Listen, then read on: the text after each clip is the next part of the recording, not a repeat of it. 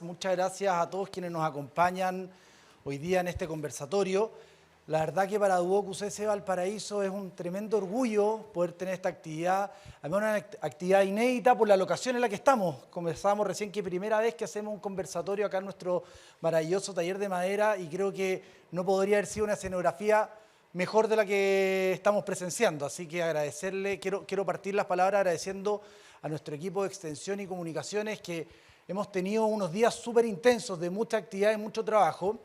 Partimos el viernes pasado con nuestra inauguración del año académico, en donde tuvimos la visita del ex subsecretario de Patrimonio y Cultura, Emilio Lacerda, donde queremos comenzar a trazar una ruta, de conversación acerca del patrimonio en nuestra ciudad. Nosotros, como bien saben, Duoc UCC es la única institución de educación superior que tiene una carrera de restauración de bienes patrimoniales con las características técnicas que nosotros impartimos. Y eso también no solamente nos obliga a tener una muy buena asignación curricular, sino que también nos obliga a ser referentes respecto a lo que está pasando en la ciudad. Y en ese sentido queremos comenzar con una ruta preparatoria de cara a los 20 años que se viene el próximo año de la Declaración de Patrimonio de Ciudad Patrimonial. Por tanto, hemos tenido una serie de actividades y por eso le agradezco al equipo toda la intensidad con la que hemos trabajado durante estos días. Y hoy día, como les decía, este conversatorio es muy especial porque en conjunto con el Museo de Arte, el Palacio Bauriza, y que nos acompaña nuestro muy amigo y ya amigo de la casa, Rafael Torres, hemos también tratado de hacer este conversatorio en una primera etapa de 4 instancias, comenzando hoy día. Y la verdad que nos pone de tremendo orgullo poder trabajar en conjunto con el museo, porque además, sin lugar a dudas, Rafael y el equipo del museo son los referentes en términos de cultura, arte y patrimonio de la ciudad, haciendo un excelente trabajo de vinculación con distintas instituciones y también con Duoc UCC. Por tanto, hacer el trabajo conjunto, Rafael, a nosotros lo agradecemos mucho y también nos llena de orgullo trabajar junto a ustedes. Y bueno, y también contar con Premio Nacional de Arquitectura 2002, un también muy conocido de la ciudad, muy querido también de la ciudad, Juan Sabaj, arquitecto, también estudió en el Colegio San Ignacio, arquitecto de la Universidad de Chile, y también tiene una vinculación muy especial con Duoc UCC, Juan, porque ha hecho y ha participado en la construcción de muchos de nuestros edificios en distintas partes y ciudades del país, pero particularmente este edificio, el cual fue un tremendo desafío. Ustedes se acordarán que esta era la ex ratonera, durante muchos años abandonado, durante muchos años también en un estado terrible, y que cuando Duoc UCC comienza el camino de recuperación, buscando ser también un faro y una luz dentro del patrimonio de la ciudad, viene el terremoto 2010, por tanto fue otro desafío mayor aún, donde prácticamente el edificio y la carcasa estaba a punto de caerse, y ahí Juan con el equipo de arquitectos y también el equipo de construcción lograron buscar y dar forma para este maravilloso edificio. Por tanto, también Juan, bienvenido a tu casa, bienvenido, muchas gracias por acompañarnos, porque la verdad es un orgullo poder tener este nivel de conversación contigo, junto a Rafael y junto a Carmen, nuestra directora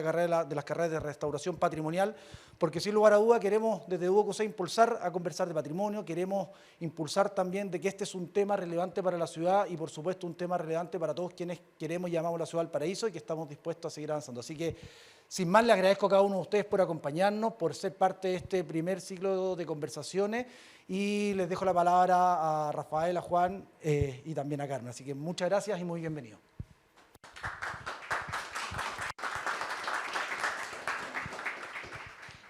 Bueno, gracias Claudio por las presentaciones y gracias por supuesto a nuestros invitados. Como dice Claudio, están en su casa, ¿no? Y también aprovechar un minutito para explicarles también a nuestros estudiantes, ¿cierto? Y personas externas que nos acompañan, que nosotros vamos a tener esta conversación inicial, ¿cierto? Y durante todo el desarrollo del conversatorio, si ustedes tienen alguna duda, alguna consulta, la pueden anotar en un papel que les va a entregar Roxana, nuestra coordinadora de carreras, que está ahí, ¿cierto? Y se lo pueden entregar a ella para que podamos después canalizar las preguntas, digamos, hacia el final de la primera parte del conversatorio.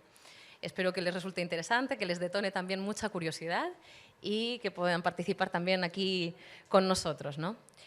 Entonces, bueno, recuerdo cuando Claudio, Rafael propusieron este ciclo de conversatorios, Rafael, hablamos en un momento y tú me decías, la pregunta debería ser ¿por qué no se habla de patrimonio en Valparaíso?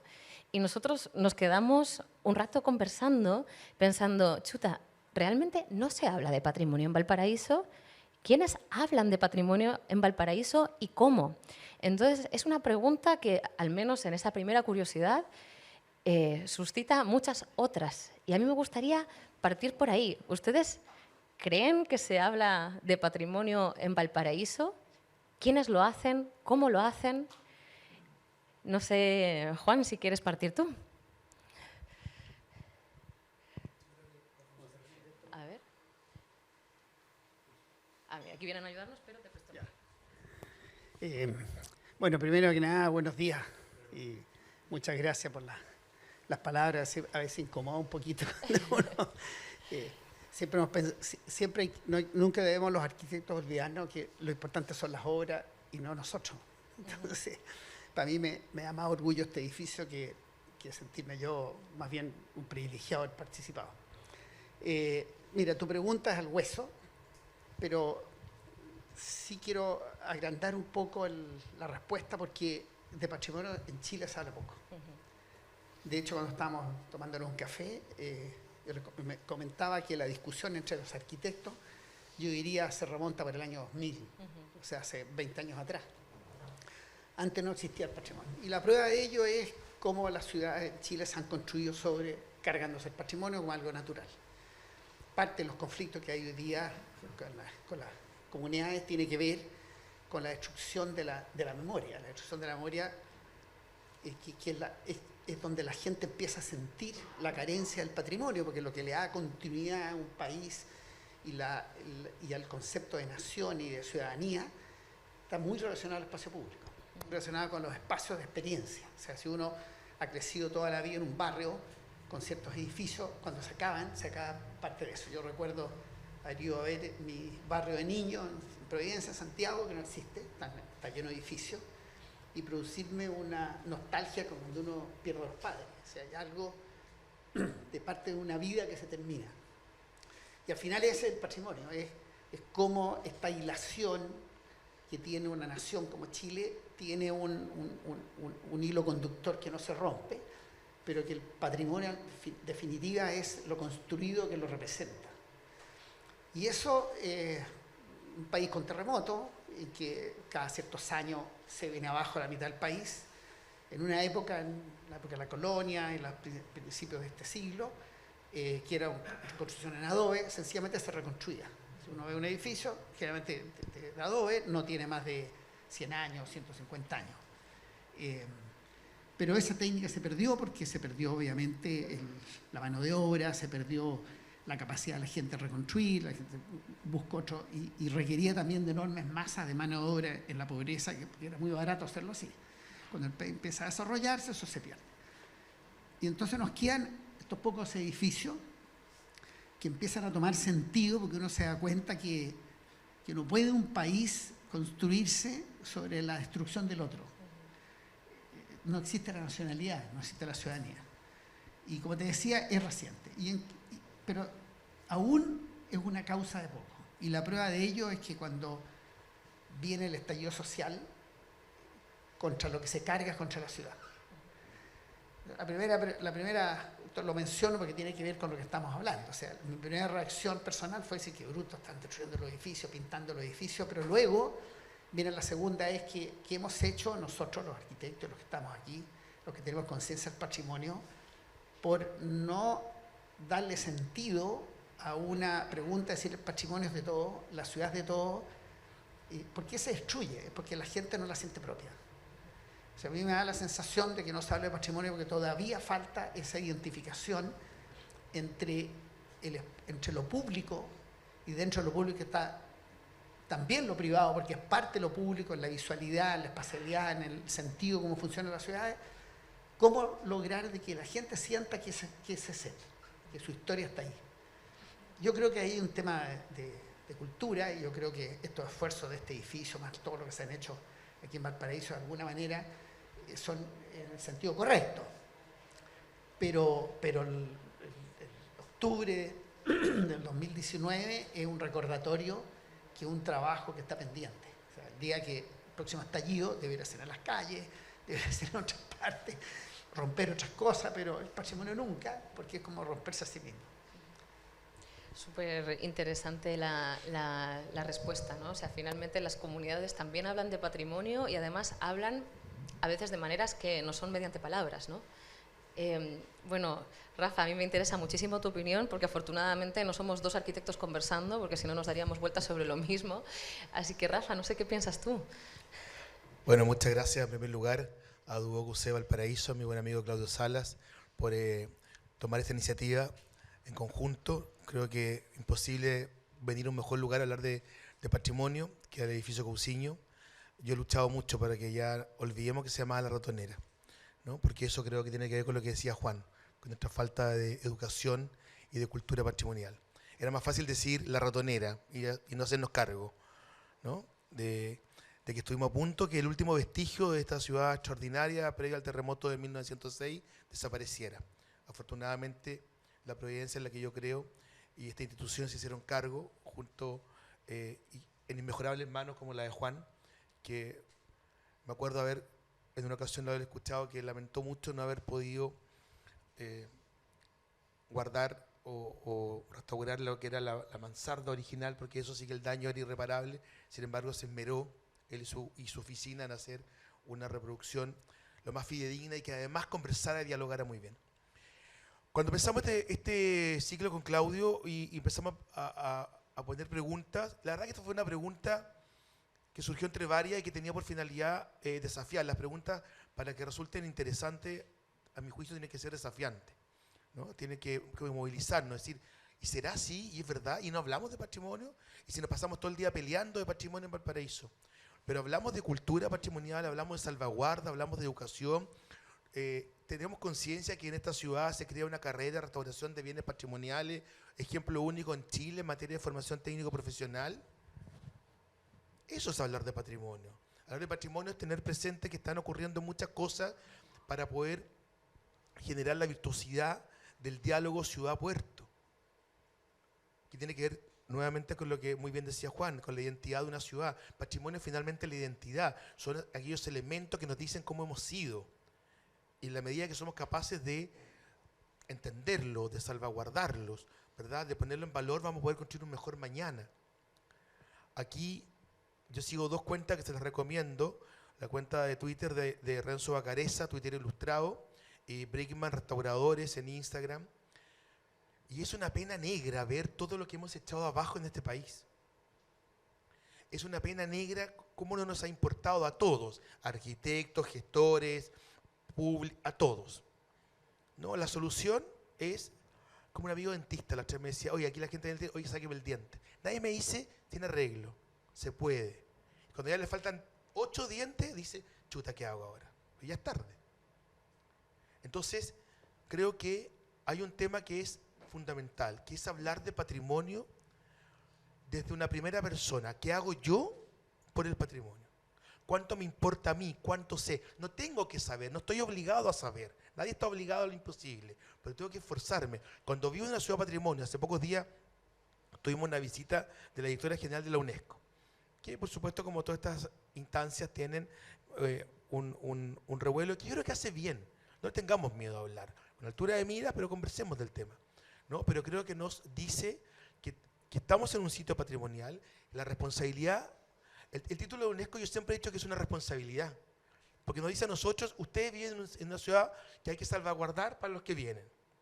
Esa es la responsabilidad. Ya vimos Valparaíso, ya vimos sus condiciones excepcionales, y entendemos, todo lo que estamos aquí yo creo que entendemos por qué somos patrimonio, ¿no? Y que es lógico, que no hay tantas ciudades en Chile que, con todo respeto, tengan más condiciones. Pero tenemos que hablar desde la primera persona. Yo tengo que hacerme cargo del patrimonio, la fachada de mi casa, la jardinera, saludar a don Claudio Cortés, el organillero, cuando aparece por mi barrio. Se está envejeciendo. Él una vez, yo escuché, y aquí termino con mucha pena, cuando le dije, oye, su hijo va a ser organillero, por ningún motivo. Y tiene toda razón. Entonces, creo que esto es una invitación desafiante, porque creo que son las que hacen bien. ¿Hablamos de patrimonio del Valparaíso? No sé, a lo mejor alguien va a decir, hablamos demasiado, pero qué bueno saberlo de parte de ustedes. Perfecto. Parece que hablamos de patrimonio, pero hablamos en un discurso que no está unificado, que por otra parte también es una característica del patrimonio, digamos, desde los inicios, ¿no? O sea, aquí nos acompañan muchos estudiantes de restauración que tienen claro que en las grandes obras emblemáticas, sobre todo las que, bueno, ellos estudian mucho también la historia europea, que en términos de restauración y de intervención patrimonial tiene una data más larga, lo comentábamos con Juan también ahora arriba. Y ellos tienen claro de que finalmente todas las grandes obras han sufrido transformaciones, ¿no? Algunas de ellas tienen que ver con temas, digamos, también de pugna, ¿cierto? De pugna entre distintas identidades, ¿cierto? De identidades confrontadas. Hablamos siempre, por ejemplo, de la mezquita de Córdoba, por ejemplo, es un ejemplo, vamos, digamos, paradigmático de esto, ¿no? De cómo distintas culturas van transformando para adaptarse hacia lo que ellos necesitan, pero a la vez son capaces de salvaguardar aquellos elementos relevantes de lo que viene antes, ¿no? Entonces aquí nos estamos enfrentando, por lo que ustedes indican, a una conversación que también tiene este potencial transformador, que también tiene, como acá, el potencial de seguir creando, de seguir añadiendo capas a lo que es el patrimonio a través justamente de este diálogo. Entonces, a ver, ¿cómo lo hacemos, no? O sea, nosotros ahora mismo estamos sentados, Rafa, desde el Museo Baburitza, cierto gestor cultural de una entidad reconocida en la ciudad, Juan, arquitecto, aunque le dé un poco de vergüenza, reconocido, y estamos en un lugar donde se imparte también clases, ¿no? O sea, aquí enseñamos, transmitimos oficios, sabemos cómo después vamos a poder intervenir ese patrimonio. ¿De qué manera piensan que esos roles se pueden expresar y se pueden orientar a conducir estas conversaciones de una manera que sea efectivamente productiva? Que nosotros podamos lograr, como dice Rafa, poder hablar de patrimonio en primera persona, con esa apropiación, no desde la otredad que mencionaba Juan, ¿no? O sea, yo soy yo, está el otro, lo de otro no es lo mío y por tanto no lo respeto. ¿Cómo podemos ayudar a eso? No sé, Juan. Mira, a ver, tiene como dos caminos la respuesta. La primera es que se ha asociado siempre en Chile el patrimonio a un elemento relacionado a la belleza, a su contribución al arte o a la calidad estética. Entonces, un edificio como este, por ejemplo, como tú recién mencionabas, que estaban los muros ahí, la gente primero lo quemaron, se colapsó el edificio, después el edificio primero fue abandonado, después lo quemaron, después el terremoto hizo lo suyo. Y todo el mundo lo que esperaba y atinaba era que se viniera abajo para hacer un nuevo edificio. Eso te habla del desprecio, de no entender el valor de lo que aquí había. Y eso tiene que ver porque no se asociaba, todavía no lo es, en Chile el patrimonio a algo más que la calidad estética o la calidad de arquitectura, en este caso, o la calidad de objeto artístico. Lo que no tiene esa calidad, entonces no es una calidad sobre un paradigma, no sobre la realidad. Y no entender, algo que mencioné hace un rato atrás, que esto tiene que ver con las memorias. O sea, uno dice que es Valparaíso y uno se imagina los cerros, los edificios, estos edificios continuos, este edificio crucero, que divide dos calles, construido al borde del mar, con una forma que recuerda a la antigua línea costera, etcétera, y su vinculación con la bahía y con los recuerdos de las gentes, que pertenece a un lugar que no puede dejar de existir porque se acaba su historia. Entonces, la gran labor, a mi juicio, es que la gente entienda que ese es el patrimonio. Está, por supuesto, el objeto. Este es un edificio que, desde el punto de vista de arquitectura, no tenía mucho valor, si uno lo mira solo como arquitecto, y por eso a nadie le interesaba, pero sí la forma que tenía, el lugar donde estaba y la respuesta y los espacios que generaba su edificio, su volumetría, de alguna manera representa una forma como se construyó el Plan de Valparaíso. O sea, cuando uno dice ¿qué es el Plan de Valparaíso?, este edificio aparece como un elemento clave en cómo se ocuparon. Y ese era un valor, eso ya es un valor. Pero luego cuando aparece y se le mete modernidad y se le da un uso nuevo al mismo edificio y ahora aparece ya también con un valor propio en que aporta también belleza. Aquí es la parte que la gente más fácilmente entiende. Nosotros los chilenos, que es un país de inmigrantes, unos antes que otros, hemos ido construyendo nuestro sentido de pertenencia a un país sobre la base de algunos moldes que no nacieron de nosotros mismos. Los patrones estéticos venían de afuera. Uno mira la arquitectura, por ejemplo, tiene su origen en los movimientos de desarrollo de la arquitectura en Europa y que se replican en Chile de alguna forma. No habían ciudades en Chile en el sentido como la entendemos ahora, sino que eran lugares, refugios donde la gente vivía. No nos legaron nuestros ancestros nacionales ciudades que pudieran mantenerse. Entonces, yo creo que de ahí viene esa falta de entender que lo construido es parte del patrimonio. Ese es un punto que me parece importante. Y lo segundo es que hay que entender por qué se producen estos abandonos, por qué se produce este desprecio. Y tiene que ver con que el primer factor de destrucción del patrimonio es el abandono. Por ejemplo, si uno toma un edificio y lo restaura, si uno le encuentra un uso, un destino y un dueño, a los 3 años hay que volverlo a restaurar. Lo único que evita y lo único que mantiene el patrimonio es que se use, se le encuentre un sentido. El mérito de este edificio no es solamente el edificio, es que se encontró a alguien con el anillo al dedo. Entró el DOC, hizo esta carrera que es inédita y la primera y la única en Chile todavía.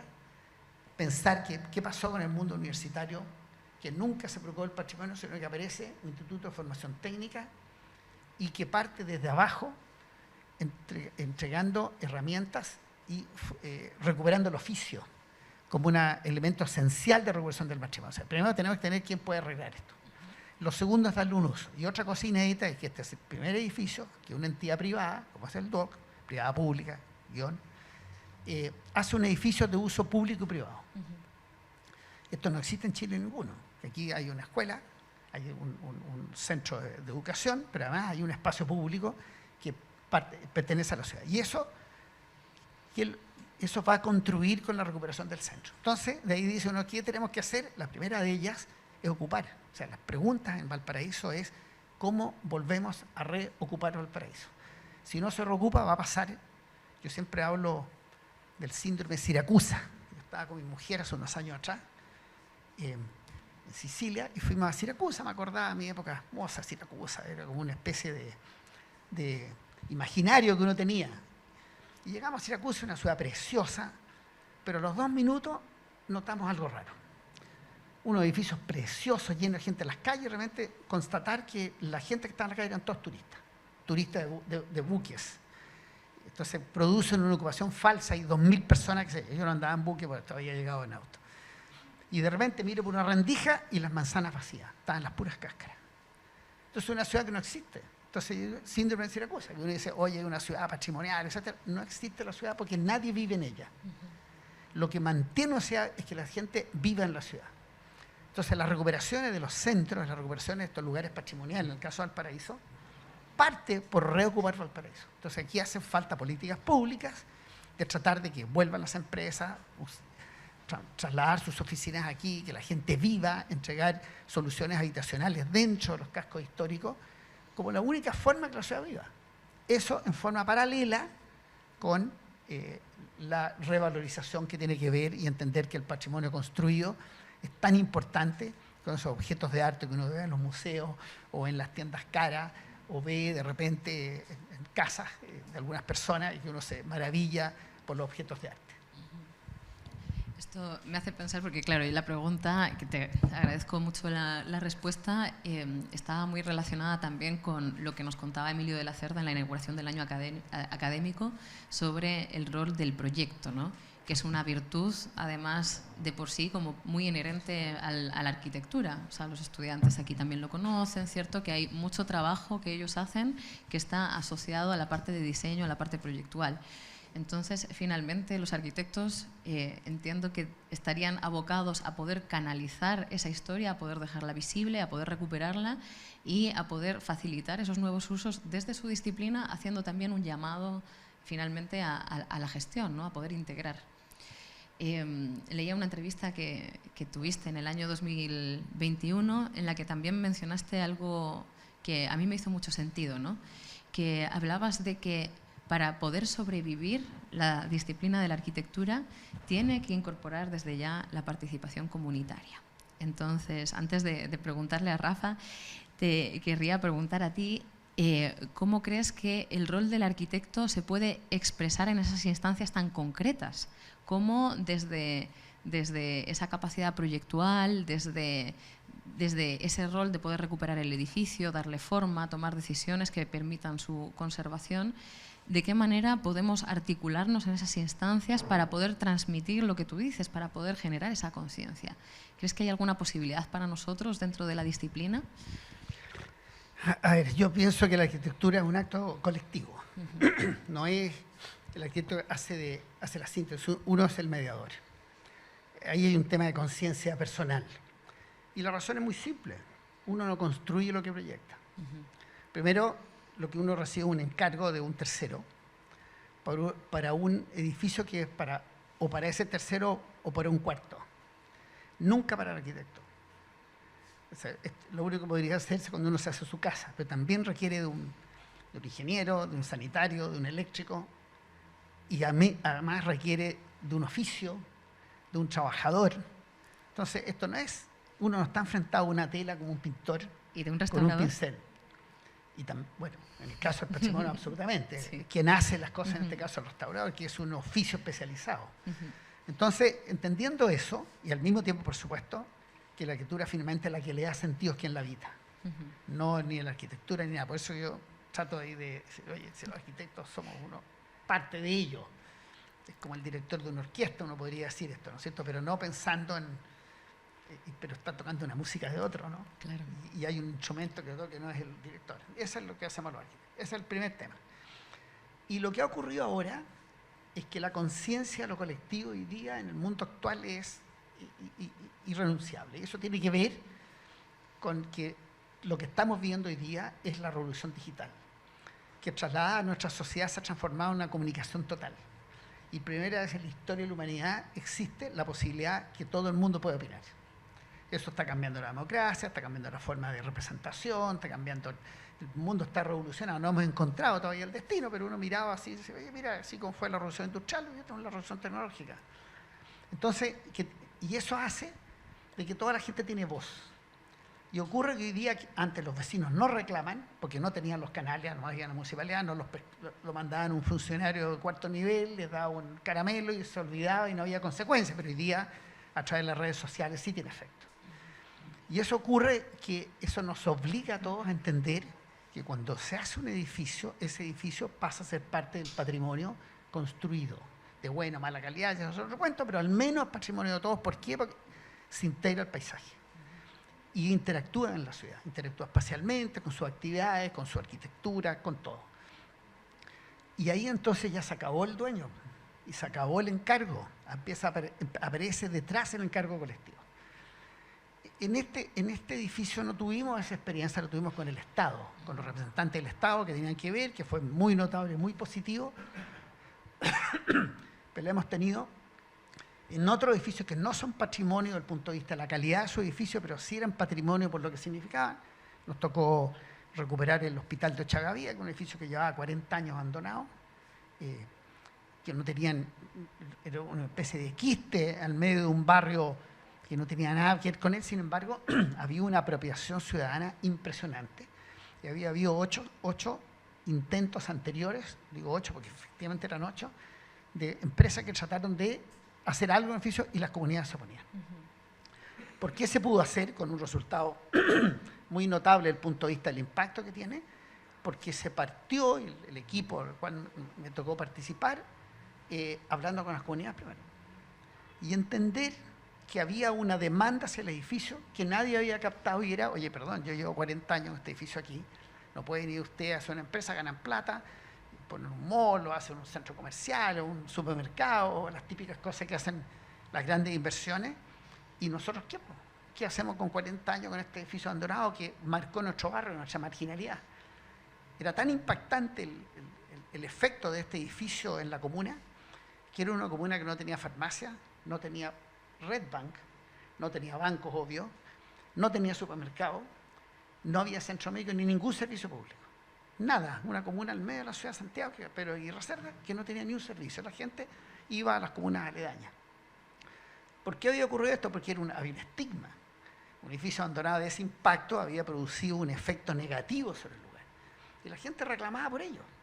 Bueno, se hizo un trabajo de participación ciudadana muy, muy efectivo, hasta el punto que el encargo original fue modificado, no cambiado, se modificó, se integraron las cosas que ahí se capturaron y el resultado es exitosísimo. Y lo comento también volviendo al estallido. Cuando ocurrió el estallido, en muchos de estos lugares hubo saqueo en el supermercado. Aquí salió el barrio y protegieron el edificio. No tiene ni tuvo ni un solo grafiti siquiera. Lo defendieron. Porque lo que ahí salió fue producto de eso, de la participación que lo iba a pasar. Y después nos tocó hacer varios otros con este mismo sistema exitosísimo. Entonces, es un nuevo componente.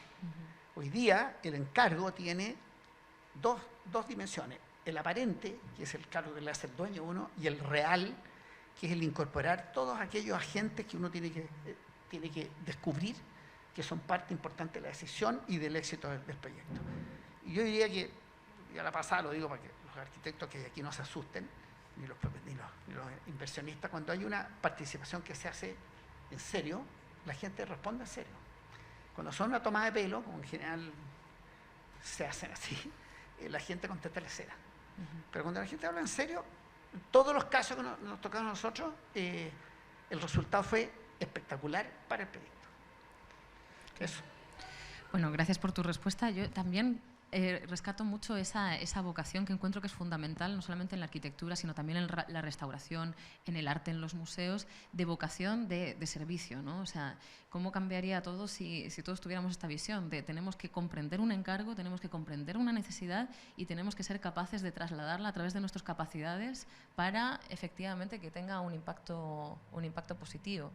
También justamente tú dices que no hubo ningún rayado en este edificio y a nosotros nos comentaban lo mismo en la Escalera de los Sueños, que fue la última intervención que tuvimos la suerte de inaugurar hace muy poquito en Barrio Puerto, donde los mismos vecinos destacaban que siendo un lugar que había estado muy degradado, desde que se estaba haciendo el mosaico, se apreciaba tanto el trabajo, a pesar de que fue muy difícil entrar, ¿cierto? Se apreciaba tanto el trabajo y la dignidad que aportaba, digamos, al lugar, que no se rayaba, se respetaba ese lugar. Y eso es, sin duda, muy singular. Entonces, bueno, Rafa, yo querría preguntarte a ti, ¿cómo ves tú este rol como educativo, de involucramiento, de traslado, desde la actividad que ustedes hacen en el Baburiza y también como único porteño de esta conversación? Y el único no arquitecto, además. Y el último no arquitecto, porque además los arquitectos somos insoportables. No sé si tú te has dado cuenta. Eso lo dijiste tú, no yo. Bueno, lo Pero siento. son los abogados, Juan, con no todo te quiero respeto. incorporar ahí, por si acaso. A ver, yo creo mucho en lo que decía Juan, que tiene que ver con la ocupación del patrimonio. Y una ocupación cotidiana, ¿no? Yo siempre cuento esta anécdota de una tía mía que almacenaba la loza italiana que le habían regalado el matrimonio y la sacaba 2 veces al año, para la Pascua y para el cumpleaños de su marido. Vino el terremoto, se rompió toda la loza. Al día siguiente se compró el mejor juego de loza en el almacén del Olivar, Samuel, y la calle Victoria, y le dijo a la señora de su casa, todos los días vamos a comer en esta loza. La ocupación diaria del patrimonio, ¿no? El Museo de Bellas Artes del Palacio de Baburiza es un patrimonio cotidiano. Está ahí, estamos todos los días abiertos. Somos responsables de un contenedor y un contenido, pero no nos quedamos en eso, porque eso es una visión esencial o básica. Tenemos que ser un patrimonio ocupable. Visitas de estudiantes, conciertos, charlas, muestras gastronómicas, de vino. A veces la gente me dice, oye, ¿ve las cosas raras que hacen? Sí, pero se pueden en el Baburiza. El Baburiza es generoso, el patrimonio es generoso en este edificio. Yo he visto teatro, jazz, conciertos, libros, gastronomía, los talleres, y se puede. Eso evita el síndrome de Siracusa, ¿verdad? Y hoy día, que una de las cosas que también queríamos compartir en este ciclo, queremos compartir, la visión de los casi 20 años de Valparaíso patrimonial nos han enredado, a mi juicio, en la mirada por un lado burócrata, ¿verdad? La burocracia, como dice un amigo mío que es muy cierta, y luego esta cosa porteña que es bien dura, ¿sí? Los porteños somos una raza especial, si no nos mintamos entre nosotros. Pero están pasando cosas, han venido pasando cosas. Con la declaratoria se crea el plan de regulación urbana, permitió mejoras en el Cerro Toro, en el Cerro Cordillera, en la Plaza Sotomayor, permitió que se pudiera comprar este edificio y el edificio Liberty, no el Tazara, pero conocido como Liberty, para poder darles una transformación. Se recupera el Bauriza. En estos años han venido ocurriendo una serie de cosas buenas, ¿verdad? Son largas de enumerar, pero si uno ve la cantidad de inmuebles transformados en hoteles, en restaurantes, ¿verdad? Si uno ve los espacios de galerías de arte, en fin. Ha habido creo que tenemos que perderle el miedo a eso como que a veces nos aleja de lo patrimonial, porque es como, a mí me pasa cuando la gente que de repente entra al museo se queda sorprendido por la casa, porque no es una casa común en una ciudad como la nuestra, no todos vivimos en un Bauriza, ¿no? Yo vivo en 70 metros cuadrados, así que eso mide mi oficina, ¿no? Entonces, bueno, pero hay que sentir lo cotidiano, hay que sentir lo que yo puedo entrar, y que no importa que no sepa de patrimonio, y que no importa que no sepa de arte. Yo no sé de arte, yo soy un director de museo que no sé de arte, no soy licenciado en arte. Pero puedo vivir ahí, puedo estar ahí, puedo hacer cosas ahí, ¿no? Y eso tiene que pasarnos con el patrimonio, eso tiene que pasarnos con la ciudad. Tenemos que ser conscientes y capaces de lo que tenemos. Yo no quiero que el almacén del Olivar cierre. Espero que no cierre. Me apenó cuando cerró la bodega Pedro Montt, porque se va acabando el patrimonio de la ciudad. Se va acabando esa cotidianidad de ir a la Superba, a comprar la pizza, ¿no? Ya vimos que se cerró la Riviera. Yo hablo desde lo local, disculpen, pero es lo que sé. Es una ciudad que, muy bien decía Juan, es una ciudad que se ha hecho con inmigrantes antes, ahora y mañana. Es una ciudad generosa con los migrantes. Y los migrantes han sido generosos con esta ciudad. Cuando la UNESCO reconoce sus condiciones excepcionales, habla de la multiculturalidad. ¿Y cómo se produce eso? Por los migrantes, pues. Si ahí está el valor excepcional de la ciudad. Una ciudad que no construye guetos. No tenemos el Chinatown así como ni elemento turístico, porque el Chinatown de Nueva York hoy día es turístico, pero es segregación. Los chinos que vivan allá. No, aquí no. En el mismo barrio, español, italiano, turcos que no venían de Turquía, ¿no? Eduardo venían del Líbano, de Siria, le decíamos turcos por el pasaporte. Bueno, pero es una ciudad que ha sido capaz de construirse con todos. Es una ciudad que tiene un patrimonio desde el pensamiento, desde la mirada de una sociedad. Una ciudad que ha sido democráticamente libre, cementerio de disidentes. ¿Dónde se instala? En Valparaíso. ¿Por qué? Porque es una ciudad que permite eso. Y esa es una ciudad patrimonial, y ahí vivimos. Quizá alguien dirá, este gallo se levantó demasiado entusiasmado, pero sí, pero Valparaíso es como vivir en Atenas o en Roma. Desde la misma carrera histórica, desde la perspectiva local.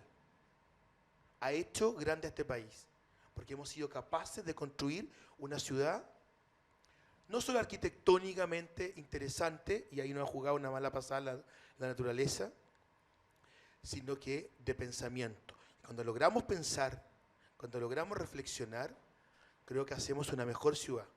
Y eso es el desafío, esa es la invitación de estos conversatorios, ¿no? A hablar de ese patrimonio del que todos somos partes, en el que todos tenemos una responsabilidad. Y en eso voy a ser majadero.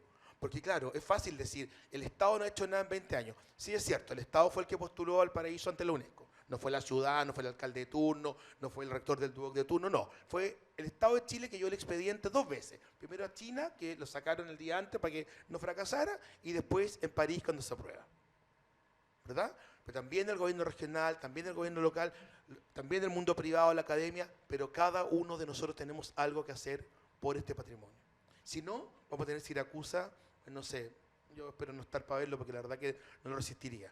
Pero cuando veo que el Subercasó se va a recuperar y va a ser el archivo regional, cuando veo que el Colegio Alemán de la Familia Dipp lo va a recuperar y va a ser un gran espacio cultural, cuando veo que la ciudad se ha declarado ciudad creativa y musical, cuando veo que el Duoc sigue con una porfía infatigable del Claudio Salas de que esta cuestión funcione, que haya teatro, eso yo digo, no, aquí Siracusa no va a ser.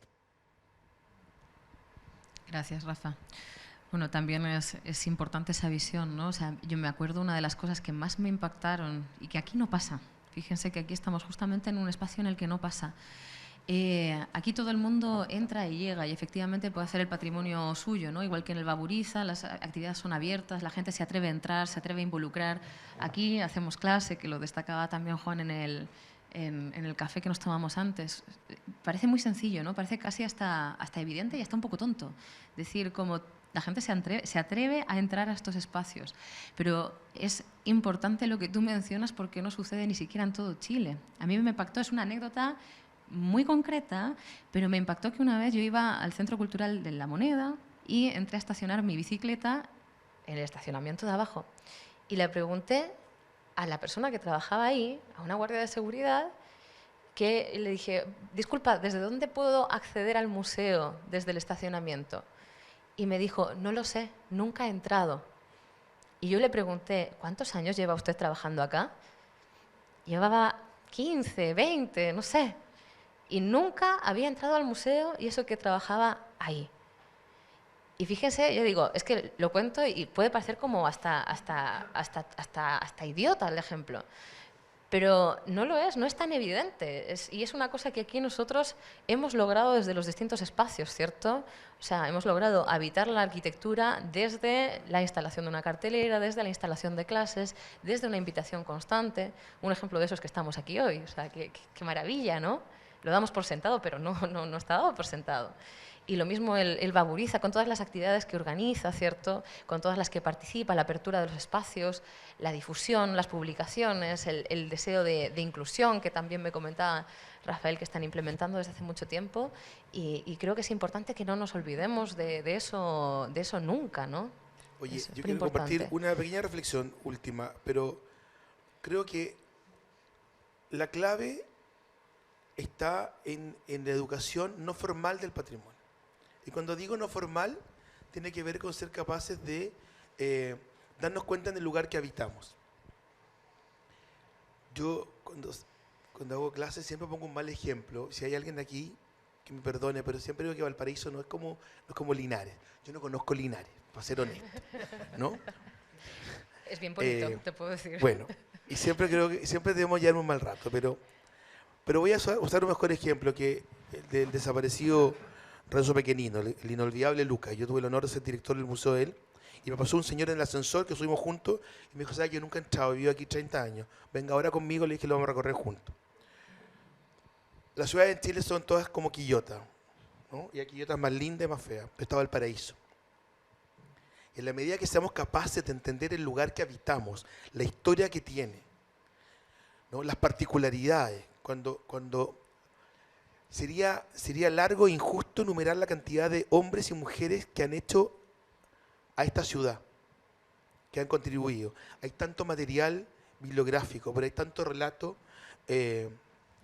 familiar que no se pierda. Yo siempre digo, ¿no? que los porteños nacemos chauvinistas porque en la casa nos cuentan el cuento. Pues. Primera ciudad con alumbrado, primer diario, primer esto, aquí, allá. Entonces, claro, uno se levanta y dice, yo soy de Valparaíso. ¿No? Entonces, no es casualidad. Y por eso que no es casualidad que seamos patrimonio. Y por eso que tenemos que hablar de patrimonio con toda propiedad. Que no están en las mejores condiciones, bueno, estamos trabajando, se acaba de crear una corporación público-privada que espera en eso el mundo público, el mundo privado. Estamos tratando todos de alinearnos, pero tenemos que hablar de patrimonio, es nuestra responsabilidad, esa es la misión. Y tenemos que hacerlo desde el aula y desde la casa. Yo creo que ahí hay un elemento que a mí me parece que tiene mucha importancia, porque y también va a lo que decía Juan de la participación, ¿no? En este caso era puntual de una consulta, pero cuando no hablamos de algo, desaparece del colectivo, desaparece de la memoria, ¿no? Entonces ese es un riesgo demasiado grande. Era uno de los riesgos de este edificio, Juan. Por eso que a mí ya no me gusta que le digan ratonera, ni siquiera, porque lo hemos internalizado así, como una ratonera. Entonces, ¿qué es lo que había que hacer? Que se perdiera. ¿Quién quiere una ratonera en el medio de la ciudad? Nadie. ¿No? La ruina del Supercasó. No, el Supercasó no ruina porque quiera. Una explosión, una tragedia, murió gente. Entonces, tenemos que ser cuidadosos con el lenguaje. Los lenguajes que construyen realidades. Juan, ¿qué piensas? Antes de que Sí, última intervención, antes de que pidamos las preguntas del público. Una última pequeña reflexión. Yo insisto mucho en la ocupación. Yo creo que el éxito de este edificio no es la propuesta de arquitectura Juna y contribuyó en su minuto. Pero volver acá casi 10 años después y ver lo que está no solamente intacto, sino que vivo, esa es la respuesta. Pero también es importante lo que dijo Rafael, y es que, ¿por qué también el Bauriza le pasa lo mismo? Y es porque son edificios públicos.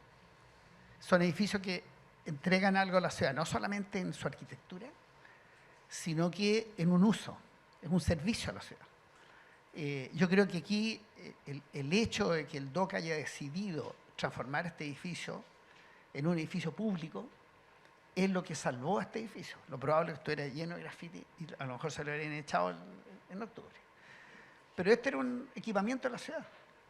Y cuando es un equipamiento de la ciudad, la gente lo siente que le pertenece, el edificio es exitoso. Yo el temor que le veo al Paraíso es que todos los ejemplos de restauración que hay hoy día, recuperación, son todos públicos. No hay una recuperación colectiva. O sea, los dueños de los edificios cercanos a esta misma cuadra que están abandonados, nada están haciendo. El ejemplo que tú dices, por ejemplo, del Museo de la Moneda, tiene una explicación. Y es que ese era un negocio de estacionamiento. Y con eso financiaron el Centro Cultural. Pero ahí claramente está donde están los énfasis. Ahí no están unidos las dos cosas. No son los estacionamientos del museo, sino que un estacionamiento público, que es una actividad que no tiene nada que ver con la del museo. Entonces no tiene la fuerza suficiente el museo para ser capaz de interesar a sus vecinos, que es la tipa que trabaja ahí. Entonces ahí hay una falla en su origen. Este edificio fue concebido desde cero en un grupo de personas que eran los ejecutivos del DOC en ese minuto, Jorge Martínez, que después fue intendente, y independiente de que alguien pueda no estar de acuerdo con él en sus planteamientos políticos, pero la verdad las cosas es que fue un tipo que creyó en este patrimonio, hizo un trabajo impresionante de hacerse de este edificio, porque se encontró con mucha gente en el mundo privado y en el mundo público, gente que llevamos de buena voluntad, que te lo comenté, que al final el patrimonio se salva con gente de buena voluntad. ¿Quién es la gente de buena voluntad? Alguien que ama el patrimonio y que tiene la fuerza y la convicción de luchar hasta el final por una causa que entiende que es una causa común, que no es la de él. Entonces, esa visión de primero hacerse el edificio, buscarle un destino, armar una sede del DOC que se concibiera como una sede privada para el DOC, para los alumnos, pero pública también para la ciudad, y luchando contra todas las adversidades, partiendo por las rectorías que no entendían este señor que quería hacer abajo una oficina municipal, una cafetería pública, un restaurante público, y que van a entrar a robar y qué sé yo qué, y hacer este taller de restauración que tiene acceso, la gente puede entrar a mirarlo desde fuera como un atractivo turístico. La verdad la cosa es que por ahí está la respuesta. Aquí falta el acto colectivo, la ciudad entera que se restaura. Hay mucho esfuerzo. Después les cuento ahí una anécdota, después un poco latosa decirla aquí, pero en relación a un edificio que se compró y todo para restaurar, y después una pelea entre los profesionales y terminó ahí está sin a la vista. Aquí era un esfuerzo privado que pudo haber hecho muchas cosas. Aquí el esfuerzo que hay que hacer ahora es entusiasmar a los privados. A las empresas que nacieron en Valparaíso, que se han ido a Valparaíso, ¿por qué no tienen sus sedes aquí, sus directorios acá, como se hace en Europa, en otros países? Ahí hay mucho que hacer. Pero siempre es que si no ocupamos esta ciudad, la hacemos vivir como una ciudad, no artificialmente, no vamos a hacer nada. Esto, si no es por el Estado y gente de buena voluntad, la ciudad va a terminar en Siracusa. Perfecto, entonces es fundamental seguir hablando de patrimonio y que todos hablemos. Entonces, para eso, de hecho, aprovecho el momento para preguntar si ha habido alguna pregunta del público y poder trasladarla. Y por mientras no hay las preguntas, solo contar para que Juan se vaya con una sensación más esperanzadora. Sí están ocurriendo cosas desde el mundo privado, ¿no? También hay esfuerzo en la recuperación de los hoteles boutique, por ejemplo. Yo recién decía, y que me perdone que lo mencione, pero la familia DIP está haciendo un tremendo esfuerzo en el ex colegio alemán, ¿verdad? Que va a ser un gran espacio. El grupo Ultramar va a comenzar algún proyecto en el edificio Astoreca, frente a la Plaza Chaurren. Por lo menos hay una voluntad. Entonces estamos ahí articulando esta triada de públicos, privados y los que estamos a cargo para que las cosas ocurran. Perfecto. Bueno, tenemos 3 preguntas. En honor al tiempo, solamente vamos a hacer 2. Hay una que habla sobre el patrimonio construido y entonces invitaré a la persona que la hizo a que pueda venir a nuestro siguiente conversatorio, que justamente va a tratar específicamente sobre los edificios patrimoniales y ahí se abren las preguntas sobre las técnicas, los oficios, etcétera. Y así, muy cortito, para Rafael, ¿cómo ves tú que una persona, un ciudadano, además de las conversaciones que pueda tener en lo cotidiano, qué debería hacer para poder participar efectivamente en esta discusión, para poder conversar, para poder aportar? ¿De qué manera una persona común y corriente crees tú que podría involucrarse dentro de esta conversación? A ver, yo creo que algo que a veces, lo cotidiano siempre se nos pasa de largo por eso, por cotidiano. Recorrer la ciudad, caminar la ciudad, darse cuenta en la ciudad en que estamos. Valorar y valorizar aquellas cosas que en su casa tienen una historia. El patrimonio se aprende desde la casa. El ejemplo de la loza de mi tía, ese recuerdo de la abuelita, eso que llegó con el abuelo que viajó, que vino de fuera.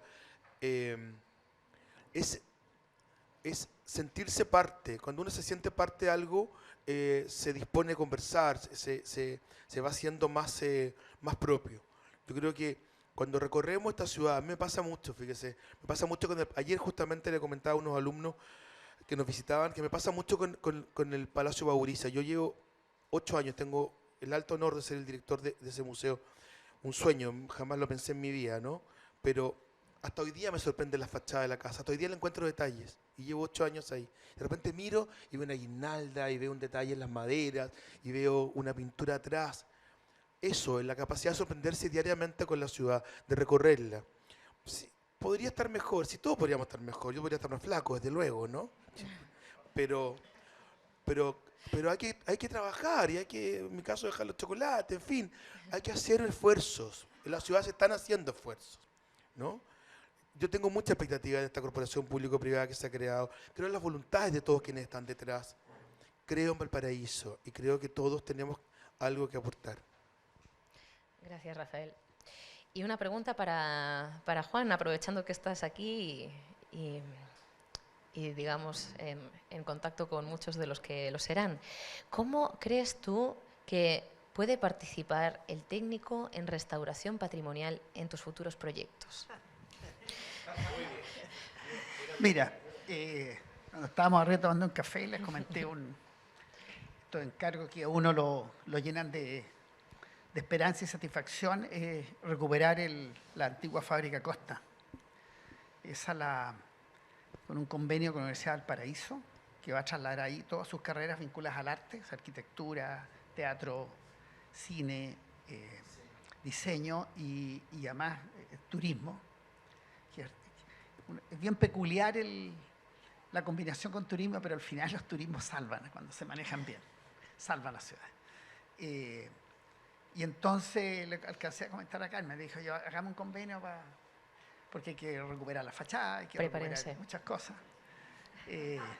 Así que lo vamos a conversar después, porque digamos, en la restauración hay un oficio, hay un camino de vida para mucha gente, y muy digno por lo demás. Lo que pasa es que en los tiempos actuales del siglo XXI, en que todo lo digital es lo que manda, y se han olvidado los oficios. Ya no hay carpinteros, ya no hay pintores, no hay trabajadores, pensando siempre que el oficio está asociado a un trabajo primitivo en que se requería solo la habilidad, pero no había un reconocimiento al aporte, a lo construido de parte de quien ejerce el oficio.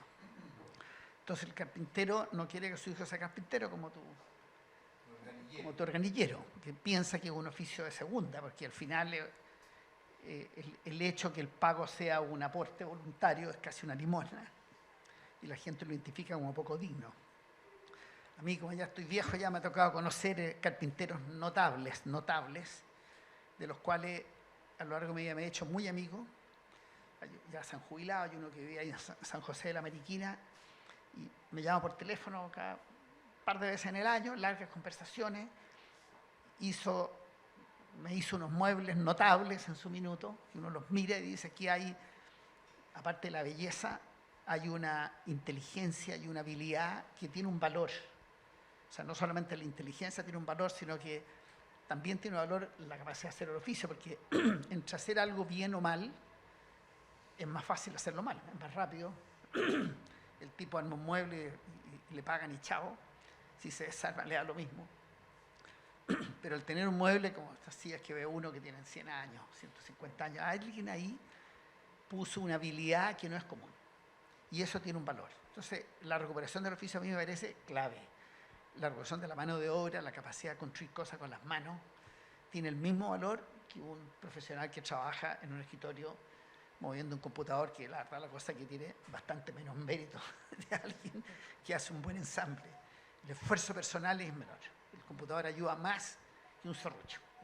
Entonces, yo tengo en lo personal una adoración enorme por eso.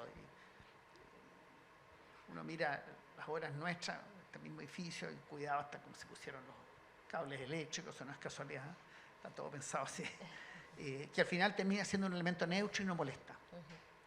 Porque entonces al eléctrico pedirle que haga eso era sacarlo de su esquema, pero contribuyó a la calidad de este espacio que estamos aquí nosotros. Incluso después llegaron la gente de carpintería y estaba todo el rato mirando las herramientas, las cosas.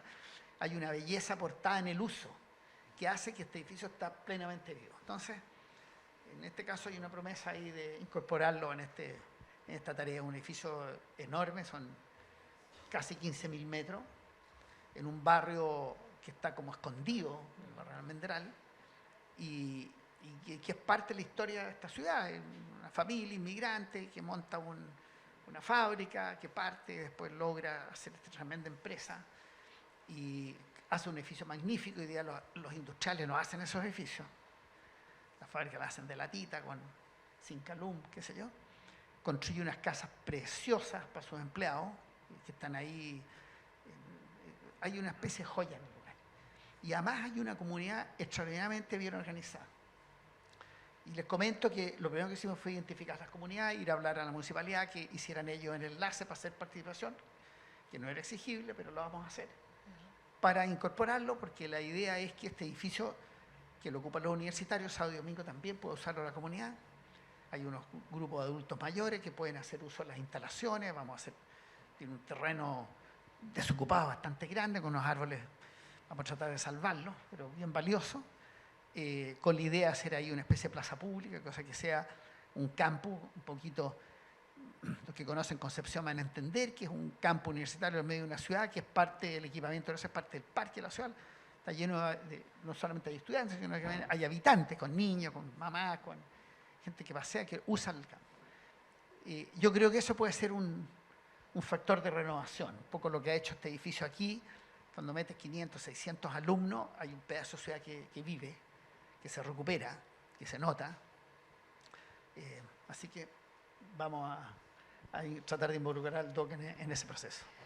Tomamos nota, ¿no, Claudio? Sí, y los chiquillos ya están al tanto, así que qué mejor, qué mejor. Bueno, muchas gracias a ambos, muchas gracias a todos los asistentes y bueno, seguimos conversando sobre patrimonio en Valparaíso. El día 26 tenemos nuestra siguiente instancia y bueno, esperamos que esto haya servido para motivarlos, para hacerse conscientes de su rol, para que estén cada vez más atentos, más alerta a lo que pasa en nuestro entorno, a su propio rol, a sus propias capacidades, a lo que pueden hacer, ¿cierto? Y que sigamos participando de esto y uniéndonos cada vez más en pos de este objetivo común, que es apropiarnos del rol de cuidar el patrimonio en la ciudad. Así que nada, muchísimas gracias.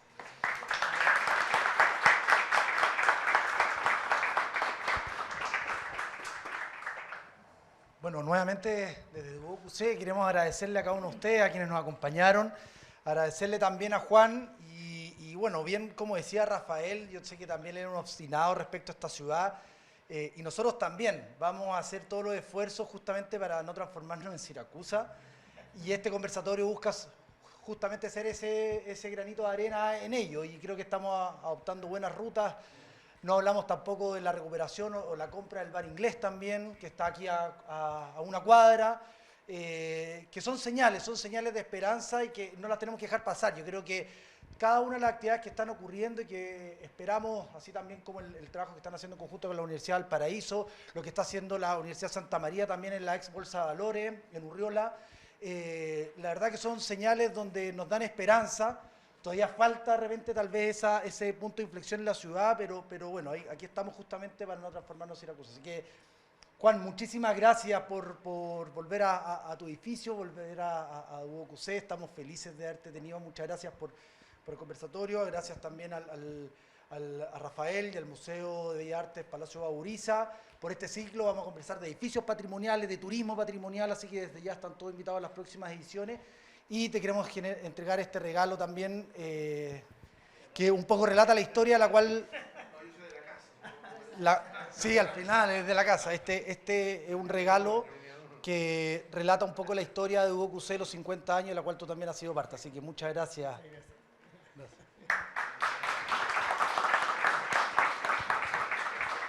Muchas gracias y nos vemos en el próximo conversatorio.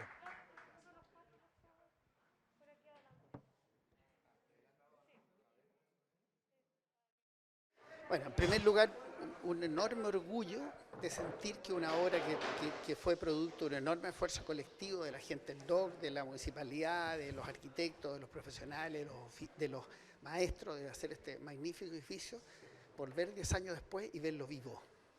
Y vivo significa un edificio bullante, abierto a la ciudad, lleno de estudiantes, el edificio, el patrimonio intacto, y con el paso de los años, pero en un buen sentido, con estudiantes ocupando la ciudad y colaborando a la recuperación del patrimonio de esta ciudad. Y si vuelve usted en 10 años más, ¿qué espera ver acá? Bueno, encontrarme con este edificio, con esta vida que tiene, que lo notable que tiene, que este es un edificio que sin gente es un elemento estático, que aparte de construir como un objeto en la ciudad, este es una irradiación de vida, que es lo que las ciudades requieren para su conservación y su desarrollo.